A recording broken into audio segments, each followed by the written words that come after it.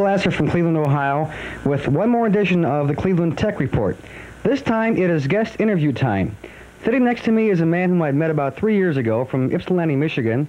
His name is Art Vuolo, and like myself, he is a true videophile, although he's gotten into it somewhat deeper than I have. Art has traveled around the country and has met many videophiles in person, and has done a lot of videotaping of sports events in his local hometown, and really has a kind of different aspect than many of us do in the hobby. Art, welcome to Cleveland. Yes, Ann Arbor, Michigan.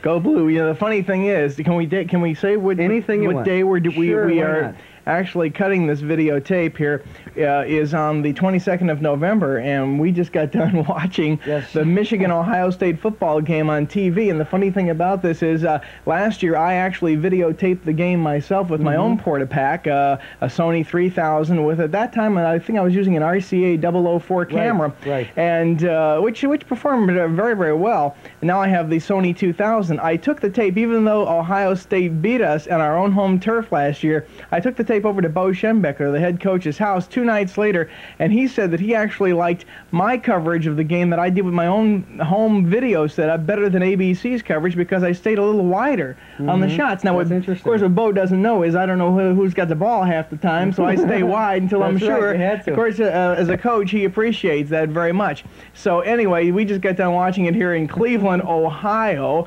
And this guy went to Ohio State, and I'm, of course, from the great state of Michigan, so it was really an interesting afternoon. Yes, it was, very much so. How'd you get into the videotape hobby way back in the beginning? How'd you first find out about video machines and really start building up your own library and trading with people? Good question, Ray. What happened was I was reading through Parade magazine. I don't know if they still do it, but in Parade, the Sunday supplements in a lot of papers around the country, they have a thing called the Parade of Progress, I guess, where they have newer products that are coming out of the market. And the first Sony, the LV 1901, which was the console with the 19-inch TV in it, it says you can videotape your own shows. Well, I knew this was going to happen eventually, because I had some videotapes of TV shows that I was on. I've seen them, Sure, and I had them on the big 2-inch tape, knowing that one day there was going to be home video, but I didn't think it'd be till sometime in the 1980s. So it was definitely ahead of schedule, because I went to a store, I saw the first machine, and then when the deck came out, the 7200, I said the answer to my prayers, I had to have one. Same here. And I dropped 1,300 plus tax,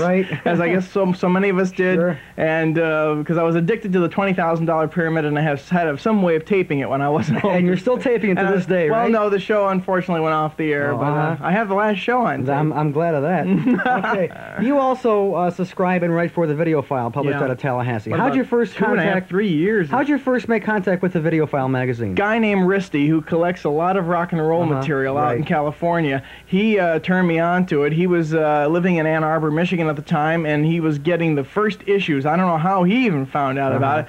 And he had access to cable television. That's how I found out about Risty. He showed me this thing, and I contacted them. I started subscribing to it. I said to the guy, Jim Lowe, I said, hey, could I write a thing for it? So I wrote a column called The Michigan Update, and then I decided that was too sexist to the state of Michigan, if you know what I mean. So I thought, especially we don't want to offend Ohio people, because this football rivalry, believe me, goes far beyond the gridiron. And so therefore I thought, why don't I call it something else? And a friend of mine named Uncle Steve up in Michigan came up with a great name, State of the Art. And that's what I'm calling it today. Give Uncle Steve full credit for that. Why don't you tell the folks out there how you and I met?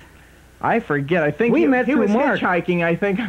Was it through Mark Wheelodge? Mark Wheelodge had called you, and then he called me, and then you called me one night, or I called you, and we talked for almost 3 hours. Yeah, I remember there being a very long distance call. Which are still going on to this day. The phone company loves, I think all videophiles, first of all, should have either MCI or Sprint or one of those satellite services that can save you money on long distance phone calls, because honest to God, we are, the only thing that's good about us, I think generally speaking, we're late nighters. I know you are, because you work till 1 o'clock in the morning or whatever, and a lot of us are late nighters, so therefore we make a lot of our phone calls after 1 o'clock or 11 o'clock at night, when the rates drop to 60% less, which is nice. One thing I haven't touched yet in these series of shows is something that you and I actually began, and that's our famous video convention. Why don't we tell the folks how that began? Well, that began in your very cramped, tight little apartment just down the street from where we're sitting right now. That's right. And we just, I guess it was, you had a collection of friends. We just decided one time, hey, everybody bring your machine over, which if you saw, folks, the size of this man's place,